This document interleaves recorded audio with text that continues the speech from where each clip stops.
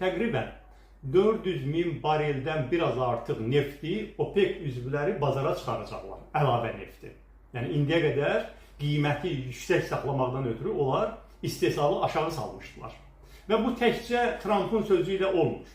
Səudiyyə Ərəbistanı özü hesablayır ki, o qiyməti yüksək saxlamaqdan ötürü istehsalı artırmır, amma onun bazar payı başqalarının əlinə keçir. Ona görə o özü də bu qənaətə gəlir ki, yəni bu sadəcə bir xahişlə deyil. Həm Səudiyyə Ərəbistanının marağı, həm Trumpın mövqeyi üst-üstə düşür və artıq OPEC-in 8 ölkəsi razılaşıblar. May ayının birindən başlayaraq bazara 400 min bareldən artıq əlavə neft çıxaracaqlar. Bugünkü düşüş isə hələ onun ayaq səsləridir. Yəni bazar xəbər tutub ki, istehsal artacaq, ona görə başlayıblar müqavilələrin qiymətini aşağı salmağa. Amma dediyim kimi əsl düşüş istehsal artmağa başlayandan sonra olacaq. İstehsalın artmağı isə birdən-birə başlayır. Bilirsiniz, bu neftin istehsalı elə məsələ deyil ki, düyməni basasan və birdən-birə 500 min barel, 1 milyon barel artsın. O çox ciddi bir prosesdən keçir. Ona görə də OPEC ölkələri ay təqribən 400 min barel və s. artıraraq 2,2 milyon barel neftin gündəlik hasilatını artırmağı hədəfləyiblər. Yəni hələ əgər bu 400 min barelin ayaq səsləridirsə ki, 5% ucuzlaşma yaradır. İndi siz düşünün ki, gündə 2,2 milyon barel, yəni bu məsələn Qazaxıstan kimi bir ölkənin istehsalından çoxdur, xeyli çoxdur. Azərbaycanın gündəlik istehsalından hardasa 4-5 dəfə çoxdur, təsəvvür edin. Bu qədər əlavə bazara neft girəcək. Amma tək bu deyil. ABŞ-ın da neftin istehsalı artacaq və üstəlik indi bu saatki gündəmdə əsas məsələ var. Bu Trump tərəfindən dünya ölkələrinin ABŞ-a satacağı mallara yüksək tariflər qoyulub. İndi Azərbaycan üçün bu önəmli deyil, çünki Azərbaycan nə mal satır ki ABŞ-a, onun tarifi də bizim üçün maraqlı olsun. Amma bütövlükdə iqtisadçı ekspertlər hesablayırlar ki, bütün dünyada resesiya, böhran yarana bilər, düşüş yarana bilər. Deməli, həm ABŞ kimi, Çin kimi, Avropa İttifaqı kimi nəhəng iqtisadi güc mərkəzlərində və bütövlükdə dünya iqtisadiyyatında bir böhran gözlənilirsə, bu da gözlənilir. Bu da bir tərəfdən neftə tələbatı azaldacaq. Yəni, baxın, deməli, OPEC-in istehsalı artırması, ABŞ-ın istehsalı artırması və dünyada gözlənilən iqtisadi böhran, yəni tələbatın azalması neftin qiymətlərinin daha da düşməsi haqqında bir mülahizələr yürütməyə əsas verir. Və bu Azərbaycan üçün nə deməkdir?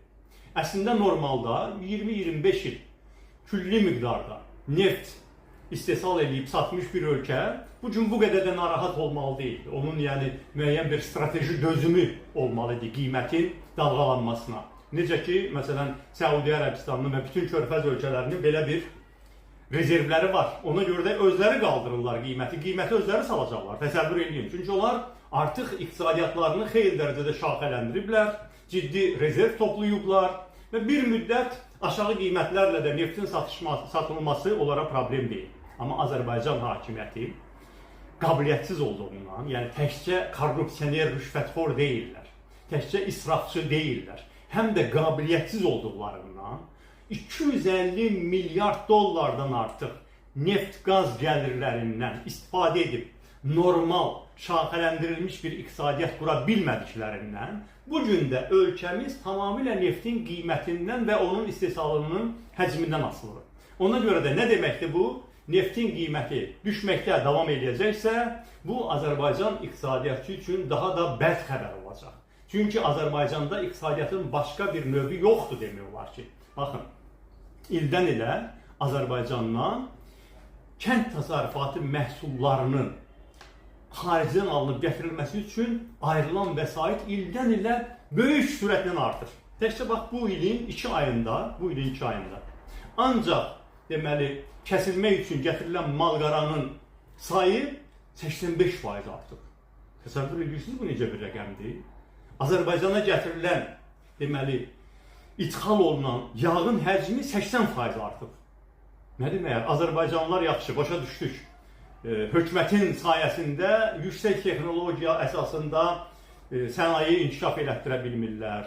Tutaq ki, yüksək rəqabət qabiliyyətli xidmət göstərə bilmirlər. Tutaq ki, başqa müasir iqtisadi üsulları inkişaf elətdirə bilmirlər. Çünki ölkəmizə rəhbərlik edənlər o səriştənin sahibi deyirlər, o şəraiti yaratmırlar. Bəs yaxşı, mal-qara saxlamağı da Azərbaycanlılar bacarmır.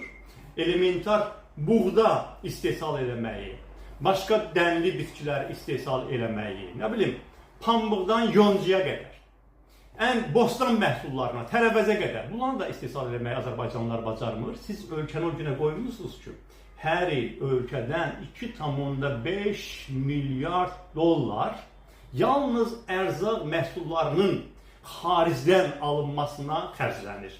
Və ötən il, 2024-cü ildə, deməli, Azərbaycan götürüb bu Birləşmiş Ərəb Əmirliyinə 450 milyon dollar sərmayə qoyur.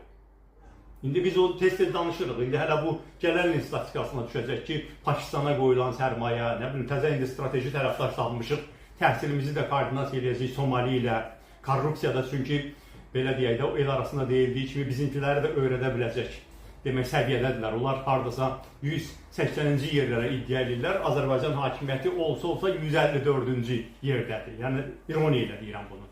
Deməli, bu ölkələrə qoyulan kapital hələ gələn il bilinəcək. Amma 2024-cü ildə Birləşmiş Ərəb Əmirliyinə 450 milyon dollardan artıq Azərbaycan sərmayəsi qoyulub və Azərbaycanın özündə qeyri-neft sektoruna qoyulan xarici sərmayələr 30% azalıb. Məntiqli deyil, məntiqlidir. Sən özün bu ölkəni bəyənib, etibar edib, öz pulunu bura qoymursansa, öz pulunu, şəxsi və dövlət pulunu, ya deməli Birləşmiş Ərəb Əmirliyinə, ya Pakistana, ya nə bilim Daşkənddə otel tikməyə, ya Qırğızistanda turistik mərkəz düzəltməyə, ya Montenegroda turizm mərkəzi yaratmağa və başqa ölkələrdə, başqa offshore zonalarda yerləşdirirsənsə, hansı xarici şirkət, dövlət gəlib sənin etibar eləmədiyin, bəyənmədiyin ölkəndə sərmayə qoyacaq? Əgər sən özün rəhbərlik elədiyin ölkənin iqtisadiyyatına etibar eləmirsənsə, bunun bu gün var, sabah olmayacaq. Bu ölkədə qoyulan sərmayələr batacaq düşüncəsəndə, əgər o düşüncəsə də varsan ki, sən, deməli, bu ölkəyə qoyulan pullar yaxşı qazanc gətirməyəcək. Ona görə də əlimizə düşən pulları aparaq Birləşmiş Ərəb Əmirliyinə qoyaq. O zaman başqasından niyə sərmayə gözləyəcəksən? Baxın, əziz həmvətənlər, ona görə də düşünməyin ki, bu neftin biz onsuz da bəlasını görürük. Burası müəyyən mənada əsaslıdır, əsassız da deyə bilmərəm. Amma inanın ki, hələ o minimal ki, o Azərbaycanlılara verilən o pensiya var, müəyyən sayda heç olmasa büdcə təşkilatları 809 min nəfər işləyib, o minimal əmək haqqı alırlar, o müəllimin, həkimin, mədəniyyət işçisinin, idman sahəsində çalışanların aldığı o maaşlar da hələ o neftin hesabına. O olmayanda orada da problem yaranacaq. Görün, deməli, balaca bir iqtisadiyyatda problem yaranan kimi birinci nə edirlər bunlar? Pensiyaların verilməsini ləngidirlər. Başqa nə eləyəcəklər ki? Öz korrupsiya büdcəsinə dəyə bilməzlər ki. O korrupsiya büdcəsi toxunulmaz, o gedəcək. Deməli, pul biraz çatışmayan kimi birinci zərbəni alır təqaüdçülər. Mütləq pensiyaların verilməsi ləngiyir. Biraz da vəziyyət pisləşsə, dövlət büdcə təşkilatlarını hiss edəcəklər, sonra da digər deməli işləyənlər və s. və ilaxır.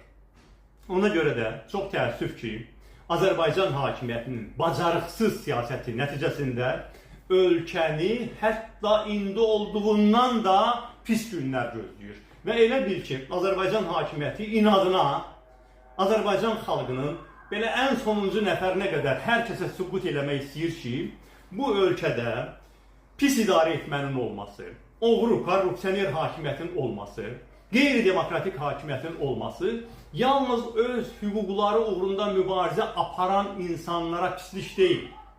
Heç o hüquqlarının dalıca getməyən, sadəcə gününü bir təhər keçirmək, qarnını doyuzdurmaq istəyən, sadəcə evinə, ailəsinə baxa bilmək arzusunda olan, başqa heç nə ilə, heç bir ictimai siyasi marağı olmayan insanlara da ispatlamaq istəyirlər ki, pis idarə etmə hər birinizə zərb olacaq.